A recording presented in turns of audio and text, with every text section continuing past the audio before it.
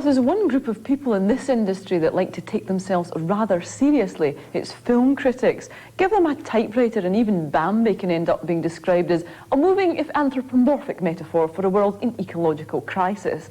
They will then, of course, urge us to see it. Well, Dallas journalist John Bloom might be accused by some of being an intellectual, but no such accusation can be levelled at Joe Bob Briggs, Bloom's fictional alter ego.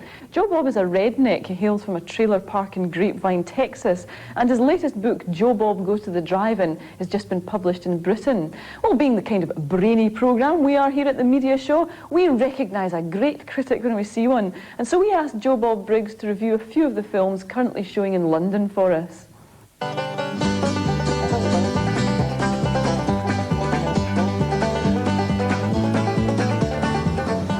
How you doing? I'm Joe Bob Briggs from Grapevine, Texas, and you've probably heard of me. I'm the world's most famous drive-in movie critic. Of course, I'm the world's only drive-in movie critic, but what I'm doing over here in England is I came over to kind of explain some things to you about what a drive-in movie is. It's the only kind of movie you can go to where you go and watch the movie in the privacy of your own automobile like God intended. Now, there's three kinds of drive-in movies. There's blood, breasts, and beasts. Now, there used to be four kinds. There used to be the boots for your kung fu, but ever since Bruce Lee went to that big kickboxing academy up in the sky, kung fu just hadn't been the same.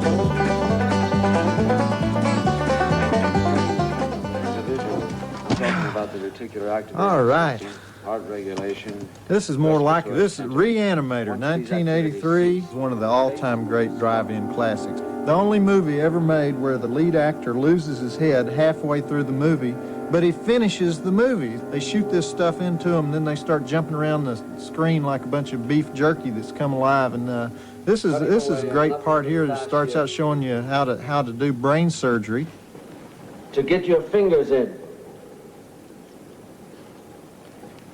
And then grasping firmly with both hands, you pull the skin forward over the head. It's very much like peeling a large orange. What I'm going to do is I'm going to go watch some British movies and some movies that are shown in London. I'm going to compare them to drive-in movies from the United States. So that's the plan, and that's what we're going to do. Cet argent est en pièces d'or bien cachées. 22 ans avec mes économies, ça me fera au moins 50 000 francs. Qu'est-ce que tu en penses? Ça te ferait plaisir de revenir habiter au Romarin? Moi, j'habiterai ma petite maison de Massacan. Toi, avec Baptistine, vous auriez l'œil sur les œillets. You know, that whole dang movie was about a goat farm. If I'd wanted to see a goat farm, I'd stay at home, watched it out the back window of my trailer house. No. We are not talking about concerts. We are talking about your boy and his gift, which I am here to develop. I cannot bear this attitude of everything for sale. A boy's talent. The street. Let's make money. Cash. Quick. Oh, forgive me, but I have very strong feelings on this subject.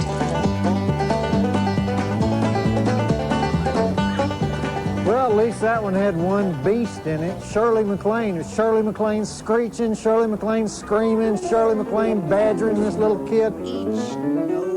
You know, that woman hadn't been the same since she started that religion. I don't know if y'all have heard about it, where she gets these crystal rocks and hangs them around her neck. You know, if I took them into the Baptist church where I go to church and I told them I was worshiping this rock around my neck, they'd kick my hiney out of there in a New York minute.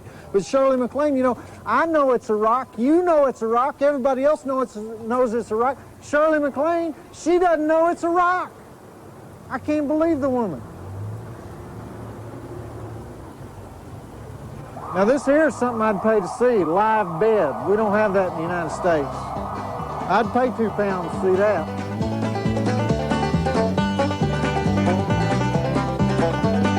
Well, they wanted to kick me out of that one. I almost got kicked out because they said I had to have a reservation. I told them I wasn't booking an airplane. I was trying to go to the movie.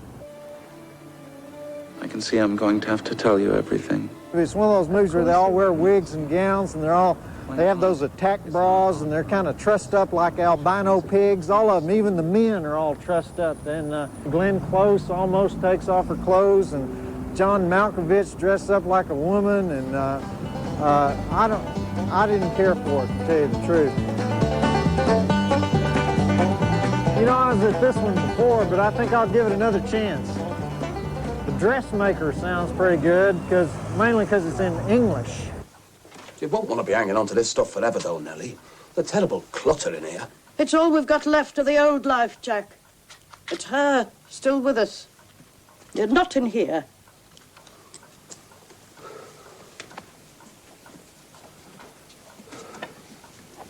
All the same. Nothing lasts forever. I said no. I'm not going to sell it now. I've guarded it through the Blitz, apart from that crack in the mirror. And that wasn't my fault. That was the bomb that dropped on the corner of Priory Road. She used to whip you, Nellie. Did me no harm. Well, no blood, no breasts, no beasts, no kung fu, no motor vehicle chases. Joan Plowright was kind of scary.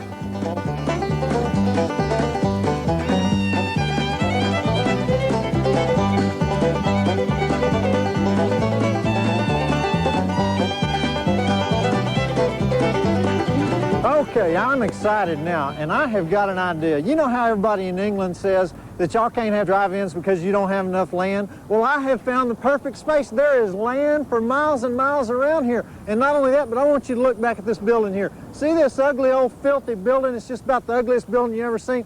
And you're not using it for anything. You could put a big old drive-in screen up on top of it. I mean, these people around here, they don't have anything to do. You got people standing at that gate over there. Look at them. They're just staring at it all day long. They got nothing to do. They just look through those iron bars. You know, we have people like that in Texas.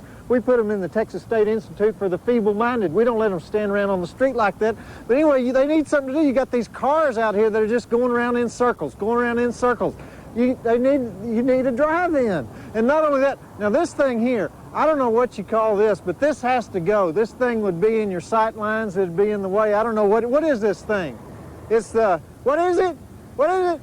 It's the Victoria's Memorial. Well, I think she's dead, right? So we don't need that anymore. We can take that down. In fact, that thing up on top, we'd use that for a hood ornament in Texas. If y'all need other uses for this stuff, we could use that as a hood ornament or something put on top of your TV set. So we get rid of that. And then I think, you know, pretty much level all the rest of the stuff around here, grade it for cars, and you got you a drive-in. I mean, I'm not kidding. Look at this building. It is perfect. Go ahead, look at it. Come on, look at it. Y'all aren't doing anything with it. I know it's a ruin. It's a wreck. Do something with it. I mean, I know you're not using it. I read the Daily Mirror. I know you're not using this place. And I think you can put the concession stand right over here. There's room over here for